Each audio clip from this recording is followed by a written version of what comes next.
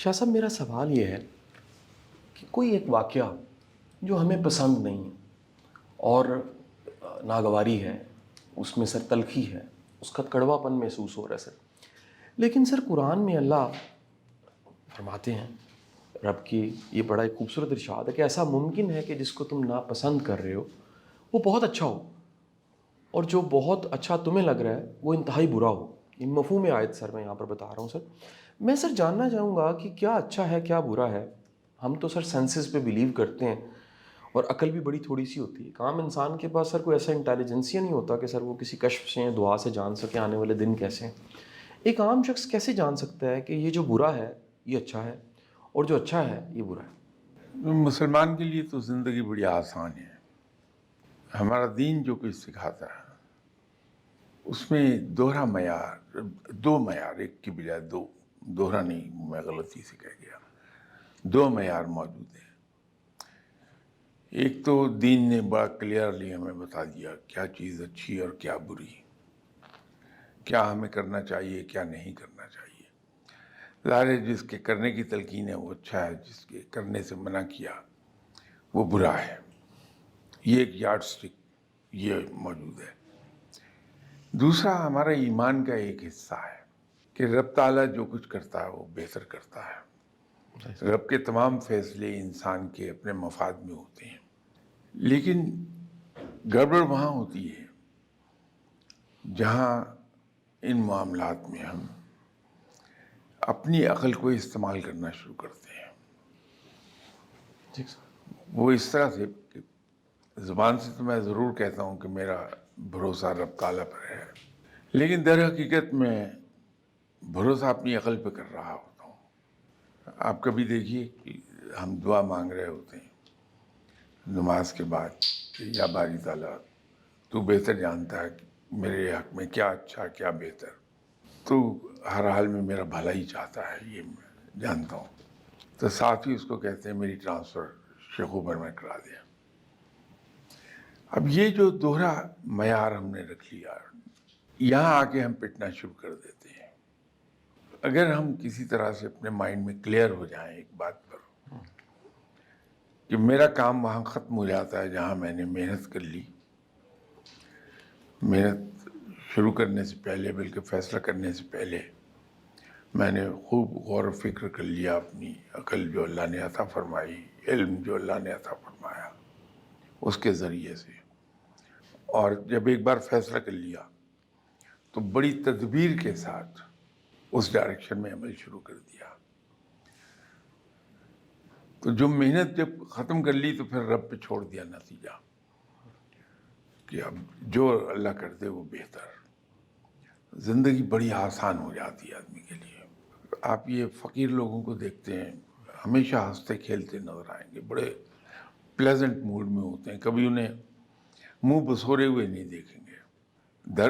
حالانکہ ان کی زندگی اگر دیکھیں تو جو تو سنت کے مطابق زندگی گزار رہا ہے وہ بھرپور زندگی دنیاوی طور پہ بھی گزار رہا ہے، اس کی فیملی بھی ہے، اس کے روزگار کے معاملات بھی ہیں، اس کے سوشل سرکل بھی ہے، تو یقینی طور پر پرابلمس تو اس کو ہوں گی، جو دنیا میں رہے گا پرابلمس تو آئیں گی، لیکن کبھی آپ اس کو افسردہ نہیں دیکھیں گے، ہمیشہ آپ کو بڑا پلیزنٹ ملے گا، ہنستا ہوا۔ اس کی بنیادی وجہ صرف ایک ہے، یہ کہ رب پہ بھروسہ اس کا ایسا ہے کہ اس کو معلوم ہے یہ کام میں نے کر لیا، میں نے محنت کر لی، اپنی ڈیوٹی میں نے پوری کر لی ہے، اب آگے اس کا انعام دینا رب کا ہے کام ہے، اور رب اپنے کام کو سب سے بہتر کرتا ہے، تو وہ جو کچھ مجھے عطا فرمائے گا وہ میرے حق میں بہترین ہوگا۔ تو ناکامیاں فقیر کی زندگی میں بھی آتی ہیں، نقصانات اس کے بھی بہت بڑے بڑے نقصانات ہو جاتے ہیں۔ آپ دیکھیے کسی فقیر کو غلط فیصلہ کیا، اس کا کروڑوں روپے کا لاس ہو گیا، آپ جا کے افسوس کیجئے، وہ کہہ کے لگاتا ہے آگے سے، وہ یار شاہ صاحب میں کون سا گھر سے لایا تھا، جب میں پیدا ہوا تو کون سی میرے ہاتھ میں دولت کی گٹھری تھی، رب نے دیا تھا، چلا گیا، وہ پھر دے دے گا، کوئی نہیں، کہیں مجھ سے غلطی ہوئی ہے، وہ اس کی پرائز پے کر دی، لیکن رب مزید دے دے گا۔ یہ ایک احساس جو ہے وہ اس کو خوش رکھتا ہے ہر وقت. تو مسلمان کے لیے تو زندگی بڑی آسان ہے کہ اپنے ایمان میں تھوڑا سا عملی طور پہ، زبانی نہیں، عملی طور پہ یہ بھروسہ شامل کر لے رب پر، مسئلے آسان. سر دنیا میں جتنی ریلیشن شپ پہ کتابیں ہیں، انسان کا انسان سے کنیکشن، ان سب کتابوں میں ایک چیز درج ہے، وہ یہ ہے کہ سر ریلیشن شپ کا سب سے بڑا کمال کمیونیکیشن ہے، ابلاغ ہے. اور وہ ممکن ہے کہ بغیر زبان کے ہو، لیکن وہ ابلاغ کے بغیر اچھا ریلیشن نہیں ہو سکتا سر. سر ماں کا بیٹے کا، اولاد کا رشتہ یقیناً ایک بہت بڑی کمیونیکیشن ہے. درد بیٹے کو ہوتی ہے، اولاد کو ہوتی ہے، ماں دور بیٹھی تڑپ جاتی ہے سر. سر 70 ماؤں کے برابر اللہ ہم سے پیار کرتا ہے سر. سر اللہ کیا چاہتا ہے؟ کیا ایک عام بندے کو یہ سمجھ آنے لگ پڑتی میرا اللہ کیا چاہتا ہے؟ یہ کمیونیکیشن اس معیار کی ہوتی ہے کہ اللہ کی مرضی کی سمجھ آنے لگ پڑے؟ دیکھیے، اللہ تعالیٰ کی نہ مصلحتیں کوئی سمجھ سکتا ہے، نہ اس کے پلانز کو کوئی جان سکتا ہے. یہ تو ایک بڑی سیدھی بات ہے. اس لیے ہمارے ہاں پنجابی میں ایک محاورتاً بزرگ بات کہا کرتے ہیں کہ رب کی رب ہی جانے. اس کے نہ مصلحتوں کو کوئی سمجھ سکا، نہ اس کے پلانز کو کوئی سمجھ سکا. لیکن رب تعالیٰ نے اپنے بندوں کو، چاہے وہ کوئی ہے، کسی مذہب سے ہے، سب کو رب تعالیٰ نے سمجھ، عقل اور to an extent six sense بھی عطا فرمائی ہے. جب انسان، ابھی ایک صاحب آپ ہی کے آفس میں مجھے ملے تو میں انہیں ایک بات کہہ رہا تھا کہ جب انسان اپنے سائز سے زیادہ اوور گرو کر جائے تو اوور گرو کرنا ہمیشہ نقصان دہ ہوتا ہے. تو انسان جب اوور گرو کر جاتا ہے تو پریشانیوں کا شکار ہو جاتا ہے. اوور گرو جیسے میں ابھی تھوڑی دیر پہلے ایکسپلین کر رہا تھا، میں اس تعلق سے کہہ رہا ہوں. ہم اگر صرف اس حد تک رہیں جہاں تک ہمارا کام ہے کہ وہ عقل کو ہم ضرور استعمال کریں اور کرنا چاہیے، لیکن اس حد تک جس حد تک ہمارا حق بنتا ہے، اس کے بعد رب تعالیٰ کا کام ہے. تو رب کی قدرت پر تو غور و فکر کیا جا سکتا ہے. اس سے میری بات شاید واضح ہو جائے کہ غور و فکر کا رب نے حکم دیا، لیکن رب کی قدرت پر غور و فکر کرنا انسان پر فرض ہے کہ قرآن میں کہا گیا. لیکن رب کی ذات پر غور و فکر نہیں کیا جا سکتا. تو جب ہم اس ایریا میں قدم رکھیں گے تو ہم پاگل ہو جائیں گے. ہوش و حواس پھر ایک وقت آتا ہے کہ کھو جاتی ہیں. تو اوور گرو نہیں کرنا چاہیے انسان کو. جہاں تک اسے رہنا ہے وہیں تک ہی رہے، مناسب رہتا ہے. صحیح سر. سر اللہ کی معرفت ایک ایسی ٹرم ہے سر جو استعمال سر لٹریچر میں بھی، بولنے میں بھی، سر اہل دانش میں بھی اصطلاح استعمال ہوتی ہے.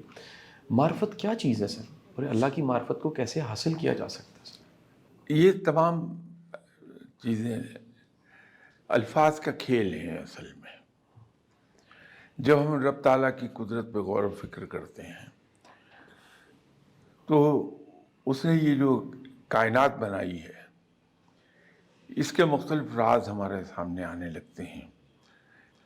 ان کو ہم کچھ سمجھنے لگتے ہیں، پوری طرح نہیں سمجھیں گے ہم. تو جب ان کو ہم ایک حد تک سمجھنے لگتے ہیں تو ہم ان کو کہتے ہیں کہ ہم رب کی معرفت کو سمجھ رہے ہیں. تو اس کی صنائی اور اس کی تخلیق کے بارے میں اگر کچھ تھوڑی بہت ہمیں سمجھ آنے لگتی ہے تو اس کو ہم معرفت کہہ دیتے ہیں. الفاظ کا کھیل ہے. شاہ صاحب ایک سوال میں اس لیے پوچھ رہا ہوں سر، یہ سوال میرا ہی نہیں ہے سر، بے شمار سر احباب کا، دوستوں کا سوال ہے سر. سر ہمارے ہاں یہ عام ہے سر، اگر ایک شخص کی عمر اس وقت 40 50 60 سال ہے سر، اس کا یہ مشاہدہ ہوگا کہ آنکھوں سے دیکھے ہوئے افراد ایسے ہیں سر جو کسی وقت میں پردہ فرما گئے سر، اور بعد میں ان کے پردہ فرمانے کے بعد ایک بت گھڑ لیا گیا سر. اس بت گھڑنے سے obviously سر کچھ لوگوں کے مفادات جڑے ہوئے ہیں سر. وہ لوگ سر لٹریچر میں ہو سکتے ہیں سر, صوفیزم میں ہو سکتے ہیں سر, دانشوری میں ہو سکتے ہیں سر, اور سر وہ بت اس لیول کا گھڑ لیا جاتا ہے کہ جیسے وہ غلطی اور کوتاہی سے تو سر وہ بالکل ہی ختم ہو چکے ہیں سر, ان میں کوئی غلطی اور کوتاہی ایرر لیس ہے سر. حالانکہ انسان کا سر یہ پیر کا, مرشد کا, یا سر کسی بھی معتبر شخص کا ماضی میں جو انسان ہی تھا سر, بت بنا لینا اور اس کے بعد اس معیار کی پوجا کرنا کہ کہیں نہ کہیں کسی کے اندر یہ عقیدہ بیٹھ جائے کہ شاید سارا نظام سرکار ہی چلا رہے ہیں, فائلیں آج بھی سائن کر رہے ہیں, اسائنمنٹ وہاں سے مل رہی ہیں, یہ ان کا ہی کرم ہے. سر یہ کہاں پر سر ہمیں اپنی حدود میں رہتے ہوئے شرک سے بچنا چاہیے, اس کی لمٹس کیا ہیں؟ یا میں سر ایک سوال اس کے ساتھ توجیہی بیان کر دیتا ہوں سر. ایک سر بڑا پیارا ورڈ سر آپ نے ہمیں سکھایا بھی, اور سر کوشش ہم کرتے ہیں, احسان مندی سر. وہ احسان مندی کی حد کہاں ہے سر, اور اس حد سے آگے کہاں نہیں جانا چاہیے سر؟ ہمارے یہاں جو المیہ ہے اصل وہ یہ ہے کہ ہم شخصیت پرستی کے عادی ہو گئے ہیں. یہ جو شخصیت پرستی آئی ہے ہمارے اندر, اس نے ہمیں اس ڈائریکشن میں دھکیل دیا. ہم کسی آدمی کی عزت کیوں کرتے ہیں یہ ہم بھول جاتے ہیں, ہم اس کی شخصیت کے پیچھے چلنا شروع کر دیتے ہیں. جب ہم شخصیت کی طرف جائیں گے تو وہ معاملہ عقیدت کا ہو جائے گا, اور عقیدت ہمیشہ اندھی ہوتی ہے. اندھی ہوتی ہے سر, صحیح سر. ہم یہ سمجھتے ہیں کہ جس آدمی سے ہمیں عقیدت ہے وہ کوئی سپر ہیومن چیز ہے, اس سے غلطی نہیں ہو سکتی. ایک طرف تو یہ ہمارا انداز ہے جو آپ نے فرمایا کہ ہم شخصیت کی پوجا کرنے لگتے ہیں. جی دوسری طرف ایک اور عالم بھی ہے ہمارا سر. کہ جب ہم ایسی شخصیت جس کے ساتھ اتنی عقیدت ہوتی ہے ہماری, اس کی کوئی انسانی کمزوری سامنے آتی ہے جی تو ہم اسی شدت سے اس سے متنفر بھی ہو جاتے ہیں, اور پھر ہمیں اس میں کوئی خوبی نظر نہیں آتی. اگر ہم شخصیت کو ایک طرف ہٹا دیں, جی ہم اس شخصیت کے کمال کے ہم اس کو اپریشیٹ کر رہے ہیں, اس کے مداح ہیں ہم اس کے کمال کی, تو پھر وہ شخصیت جب اس کے کمال سے علیحدہ ہو جائے اور ہم صرف اس کے کمال کو اپریشیٹ کر رہے ہوں, پھر یہ کیفیت کبھی نہیں پیدا ہوگی. پھر ہم بڑے اطمینان سے کہہ سکتے ہیں کہ صاحب وہ آدمی بہت ہی صاحب علم و فہم تھا یا ہے, لیکن کبھی کبھار اولاد کے فائدے کے لیے جھوٹ بول دیتا تھا, لیکن ویسے بڑا اچھا انسان تھا. تو یہاں وہ اندھی عقیدت نہیں ہوگی کہ ہم یہ کہنا شروع کر دیں کہ وہ پانی پر چل رہا تھا, وہ ہوا پر چل رہا تھا, وہ ہوا میں اڑ رہا تھا اور ہوائی جہاز سے آگے نکل گیا. یہ کیفیت نہیں ہوگی, ہم صرف اس کے کمال کے مداح ہوں گے. یہ شاید اس لیے ہے کہ ہمارے یہاں ہیروز کی کمی ہے, اور یہی وجہ ہے کہ ایک آدمی اگر تھوڑا سا دوسرے لوگوں سے اوپر اٹھا ہے تو ہم نے اس کو مختلف قسم کے ٹائٹل دینے شروع کر دیے. لیکن یہ سب کہنے کے باوجود بھی میں یہ عرض کروں کہ تمام قوموں میں یہ قباحتیں آئی ہیں, لیکن وقت کے ساتھ ساتھ دور ہوتی گئیں. ہمارے یہاں بھی وقت کے ساتھ ساتھ یہ دور ہوتی چلی جائیں گی. مایوس نہیں ہونا چاہیے, کیونکہ سبھی اس پروسیس سے گزرے ہیں. جن قوموں کو آج ہم بہت اپریشیٹ کرتے ہیں, ان قوموں کا ماضی دیکھ لیجئے. 300 سال پہلے وحشی تھے, درندے, لیکن آج ان کو ہم سب اپریشیٹ کرتے ہیں. تو ان کا جرنی لمبا ہے. ہماری قومی زندگی صرف 75 سال پرانی ہے, ان کی کئی ہزار سال پرانی زندگی ہے, قومی زندگی ان کی.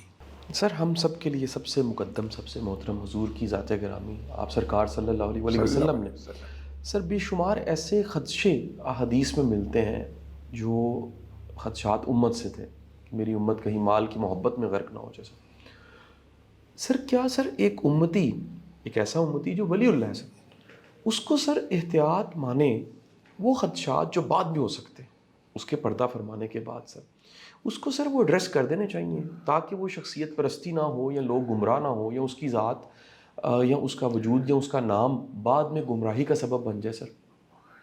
یقینی طور پہ کر دینا چاہیے، سر اور کچھ لوگوں نے کوشش کی بھی ہے۔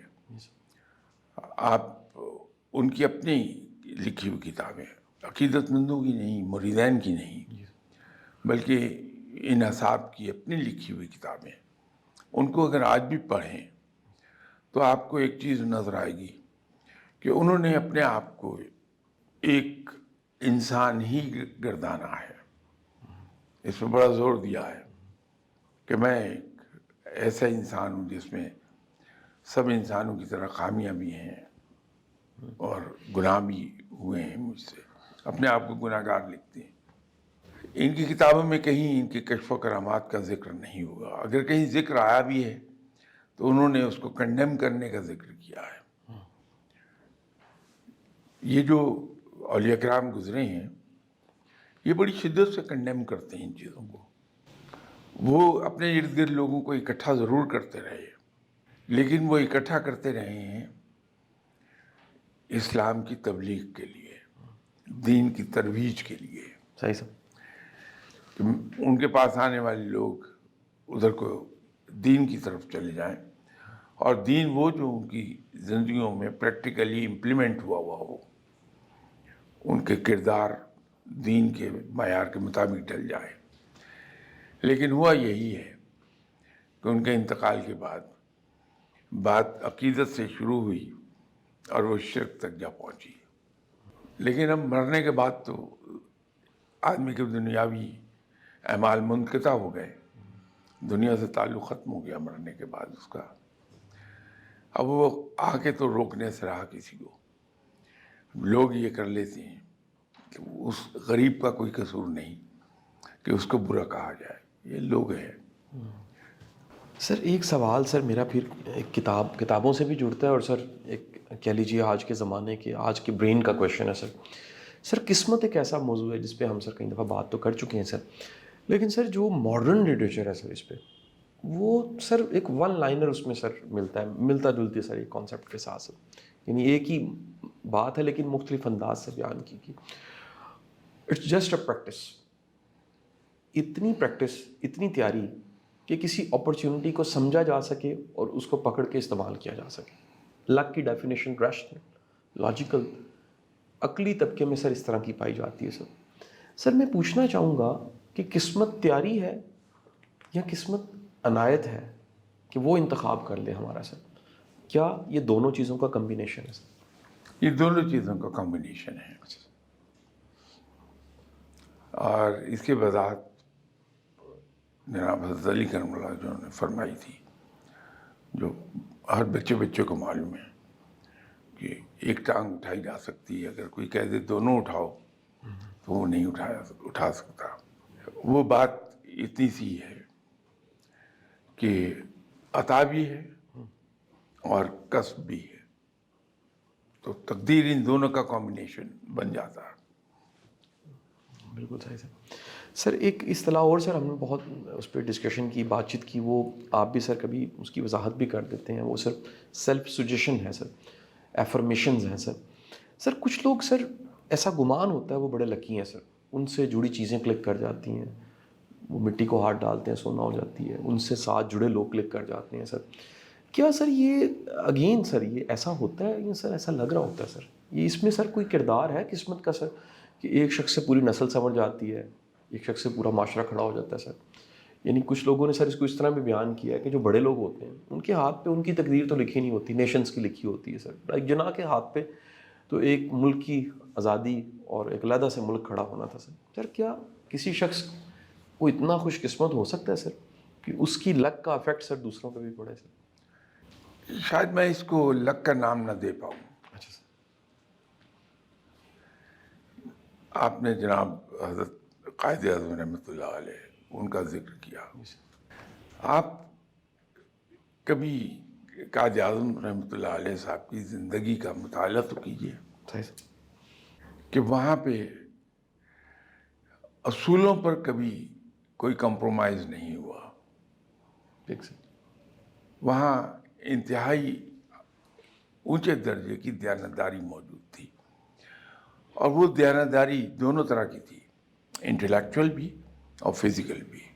انٹلیکچوئل دیانتداری کا یہ عالم کہ جو ایک گورنمنٹ فنکشنری لیٹر کی کاپی لے آئے تھے اور قائد اعظم کو دکھائی کہ یہ دیکھیے یہ گورنمنٹ میں آپ کے خلاف یہ ہو رہا ہے، تو آپ نے بجائے اس کے کہ اس کو اپریشیٹ کرتے اس کو ڈانٹ پلائی کہ یہ تم بددیانتی کر رہے ہو، یہ لیٹر تمہارا سرکاری راز ہے، اس کو نہیں لانا چاہیے تھا، اس کو واپس لے جاؤ.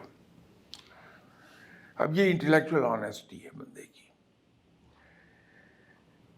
تو جس انسان میں بھی آپ کو یہ خوبیاں مل جائیں گی، پھر سرکاری پیسہ خرچ کرنے کے بارے میں جتنا باصول انسان، یہ جب بھی کوئی آدمی ان کو ایکسرسائز کر لے گا وہ آسمان کی بلندیوں کو چھونے لگے گا. یہ ہو ہی نہیں سکتا کہ ایک آدمی اسلام کے بتائے ہوئے اصولوں پہ عمل کرے اور وہ بلندی کی طرف نہ جائے. ہم کوتاہی کر رہے ہوتے ہیں، غلطی کر رہے ہوتے ہیں، آپ بلیم کرتے ہیں ہم اپنی تقدیر کو. اگر کہیں اپنی زندگی کے رویوں پر نظر ڈال لیں ہم تو صاف وجہ سمجھ آ جاتی فیلئر کہاں پر ہے. تو ہماری ذاتی زندگی میں اور خاص طور پہ خلوت میں جہاں ہم اصولوں پہ پوری طرح کاربند ہوتے ہیں، جلوت میں تو بہت لوگ زبانی کلامی ہو جائیں گے، جب ٹیسٹ آئے گا کوئی تو اس میں فیل کر جائیں گے، لیکن خلوت میں 100% ہم آزاد ہوتے ہیں ہر چیز سے. تو جو آدمی خلوت میں بھی دین کے اصولوں پر عمل کرتا ہے پوری دیانتداری کے ساتھ، وہ لازمی بلندیوں کی طرف جائے گا اور اللہ اس کو سکسیس دے گا. اس کی ایک چھوٹی سی اگزامپل میں آپ کو دے دیتا ہوں. جب سے آپ نے ہوش سنبھالا، آپ اور میں سبھی سنتے آئے ہیں کہ یار فلاں چیز کھانی ہے، اس دکان پہ جاؤ، یار بہت اچھی ہے، اور وہاں ٹوٹے پڑے ہوتے ہیں لوگ. یہاں ایک حلوہ پوڑی کی دکان تھی، اس کی بڑی شہرت سنتا تھا میں. تو ایک دن میرے ذہن میں آیا کہ دیکھا جائے وہاں کیا ہے جو اتنا مشہور ہے. تو میں چلا گیا چھٹی کے دن کہ اسلامیہ کالج ریلوے روڈ کے اپوزٹ ان کی دکان تھی. تو جا کے میں ایک طرف کھڑا ہو گیا اور بڑے غور سے انہیں ڈیل کرتا دیکھتا رہا لوگوں سے. تو وہاں جا کے ایک انکشاف ہوا کہ ان کا بہت سے کسٹمرز کے ساتھ رویہ کوئی زیادہ معیاری نہیں ہے، لیکن اس کے باوجود دنیا ٹوٹی پڑ رہی ہے. تو وہاں دو باتیں نوٹ ہوئیں. ایک تو یہ ہے کہ ان کی یہاں کوالٹی پر کمپرومائز نہیں تھا، بغیر یہ جانے کہ اتنی ہائی کوالٹی ڈیلیور کرنے کے بعد کچھ بچے گا بھی یا نہیں، کچھ میری سیونگ ہوگی. کوالٹی پر کمپرومائز نہیں تھا. ایک بات تو یہ سمجھ میں آ گئی. دوسری ایک بات بڑی حیران کن دیکھی کہ وہاں میں کھڑا تھا تو ایک بچہ کافی بڑا برتن، جس کو پنجابی میں ہم ڈول کہتے ہیں، وہ لے کے آیا اور ان صاحب کو 1 روپیہ دیا کہ مہمان آئے ہیں، امی نے کہا کہ وہاں سے بھاجی لے آؤ. تو ان صاحب نے وہ روپیہ اس کے ہاتھ سے یوں لیا، بغیر دیکھے کیش باکس میں ڈال دیا، اور اس کا ڈول میں دیکھ رہا تھا کہ کافی اس میں ڈال دیا. تو میرا اپنا اندازہ تھا کہ یہ 1 روپے کا نہیں ہے، یہ 100 روپے کے برابر ہے. اور اسی طرح وہ لوگ بھی آئے جو ایک وقت میں اس سے 100 روپے کی چیز لے رہے تھے. اس کو بھی اتنی ہی دی جتنی اس ایک بچے کو 1 روپے کی دی. تو بات سمجھ میں آ گئی کہ اس آدمی کو رب تعالیٰ نے اتنا رزق اور نام کیوں دیا ہے. یہ پھر میں نے اس پہ ایک باضابطہ سارٹ آف اسٹڈی کی کہ ہمارے یہاں لاہور میں کئی لوگ مشہور تھے کھانے کے، ان سب کے یہاں رویہ یہی تھا. تو ایک بات سمجھ میں آئی ہے کہ وہ انسان جو دیانتداری سے اپنا کام کر رہا ہے، کوالٹی مینٹین کرنا بھی دیانتداری ہے. ٹھیک سر. اور دوسرا، وہ رب کے بندوں پر مہربان ہیں، اور خاص طور پہ وہ بندے جو دنیاوی مال و زر کے حساب سے وہ لیس فارچونیٹ، ان کے ساتھ مہربان ہیں، اور رب تعالیٰ نے ان پہ عنایات کی ہوئی ہیں. یہ اسی طرح آدمی کی زندگی میں کبھی دیکھیں، کئی بار گفتگو میں لوگ ایک سوال اٹھا لیتے ہیں کہ صاحب ان صاحب کو میں جانتا ہوں، تو ان کی شامیں جاگتی ہیں، ان کو اور بہت سی دوسری عادتیں ہیں، لیکن اللہ ان پہ بڑا مہربان ہے. تو میں ایک جواب دیا کرتا ہوں ان سے کہ آپ درست کہہ رہے ہوں گے، لیکن ان کی ذاتی زندگی کو گہرائی سے دیکھ لیجیے تو آپ کو ایک چیز کا پتہ چلے گا کہ یا تو کسی بیوہ بہن کو وہ سپورٹ کر رہا ہے، یا یتیم بھتیجے بھانجوں کو کہیں سپورٹ کر رہا ہے، یا کسی اور مسلمان فیملی کو سپورٹ کر رہا ہے، لیکن اتنی رازداری کے ساتھ کہ وہ ظاہر ہی نہیں ہونے دیتا کہ میں یہ کر رہا ہوں. تو اللہ تعالیٰ اس پر عنایات کر رہا ہے. تو جس آدمی کو بھی آپ اوپر جاتا دیکھیں گے، اس میں قسمت کا دخل، تو میں اس سے انکار بالکل یہ نہیں کہوں گا کہ بالکل نہیں ہوتا. کہیں نہ کہیں ایسے کیسز مل جائیں گے جہاں قسمت بڑی مہربان ہے. لیکن جب ہم ان کو گہرائی سے اسٹڈی کرتے ہیں تو وہاں ہمیں یہ چیزیں ملتی ہیں کہ ایک تو وہ آدمی انٹلیکچولی آنیسٹ ہے بندہ، اور دوسرا اللہ کے بندوں پہ، اور خاص طور پہ وہ لوگ جو زیادہ خوش قسمت نہیں ہیں، ان پر بڑا مہربان ہے، ان سے مہربانی کا سلوک کرتا ہے. تو اللہ تعالیٰ اسے اس کا انعام دیے جا رہا ہے. سر آپ نے کیونکہ سر وہ لاہور کی سر کسی معروف دکان کا تذکرہ کیا سر، میں سر ایک اور رویے کی سر میں تھوڑی سی وضاحت چاہوں گا کہ شاید سر کو سننے والا اگر اس کو سنے تو سر اس کی زندگی میں، اس کی سوچ میں کوئی تبدیلی آ جائے. سر ہمارے ہاں کامن ہے سر کہ دکان کے باہر یا کسی جگہ پہ لکھا ہوتا ہے کہ ہماری اور کوئی دکان نہیں، اور 100 سال سے ہم یہیں پر موجود ہیں. سر کیا یہ پرائڈ والی چیز ہے یا ایک یہ انسلٹ والی چیز ہے کہ یہ ترقی نہیں کر سکے، یہ تو ایک ہی دکان پہ ہیں سر؟ جبکہ سر یورپ میں جاتے ہیں ہم سر، یہ دنیا دیکھتے ہیں سر، تو چھوٹے چھوٹے سٹورز جو ہیں سر وہ چینز کی شکل اختیار کر چکے ہیں، چھوٹا سا کارخانہ فیکٹری کی شکل اختیار کر چکا ہے. کئی سر ایسے آفیسز چھوٹے سے سر شروع کیے گئے ہیں، کل کی باتیں سر، اسٹیو جابز اور یہ سب کے سب انہوں نے پوری پوری امپائر کھڑی کر دی ہے سر.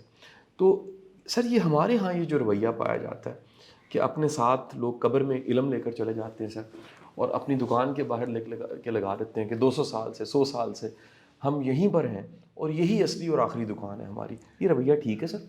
نہیں، یہ ضروری نہیں ہے کہ وہ بندہ ایک پتھر کی طرح وہاں پڑا ہے، جی سر. آگے نہیں بڑھ رہا، یہ ضروری نہیں ہے. اچھا سر. اس میں اس کے پیچھے کئی ایک فیکٹر ہو سکتے ہیں. جی سر. 73 کا زمانہ ایسا تھا، یعنی اینڈ آف 72 سے 73، کہ پاکستان میں پرائسز مختلف چیزوں کی وہ انکریز ہو رہی تھیں، اور ملٹیپل انکریز تھی. جو چیز آج آپ کو 100 روپے میں اویلیبل ہے، کل 120 میں ہو جائے گی، پرسوں 150 پہ ہو جائے گی. میں ایک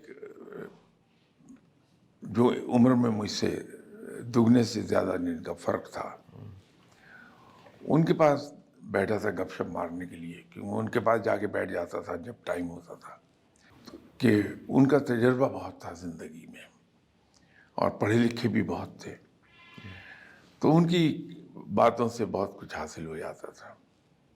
ہم کھانا کھا رہے تھے، میں تھا، ایک یہاں ادارہ ہوتا تھا جب بند ہو گیا، اس لیے اس کا نام لینے میں عرض نہیں ہے، ہارٹ کیسل وارڈ، اس کا جنرل مینیجر.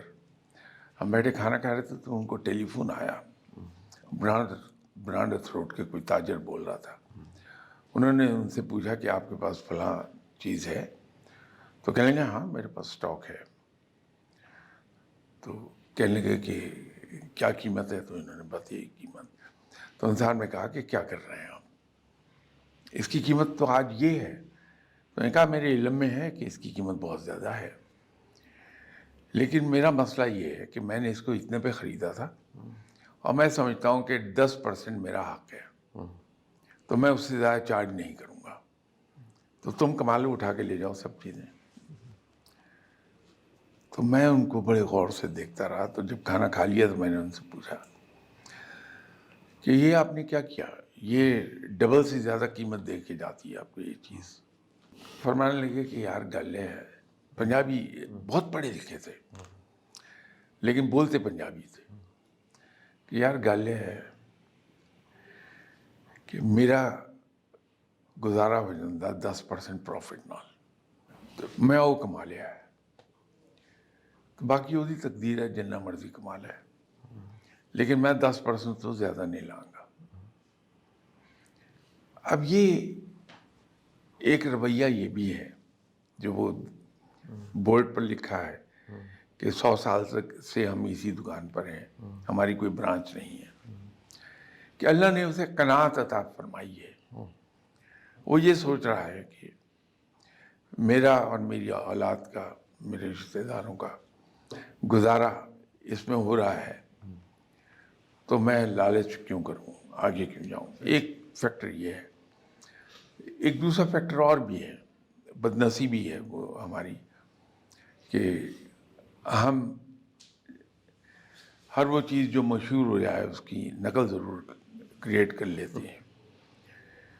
تو ابھی ریسنٹ پاسٹ میں بہت سی مثالیں مل جائیں گی کہ ایک کسی صاحب کا نام بہت چل گیا دکان کا، اب ان کی برانچیں لوگ کھول کے بیٹھ گئے، ہے نہیں لیکن لکھا ہے کہ یہ فلاں دکان کی برانچ ہے، فلاں دکان کی برانچ ہے.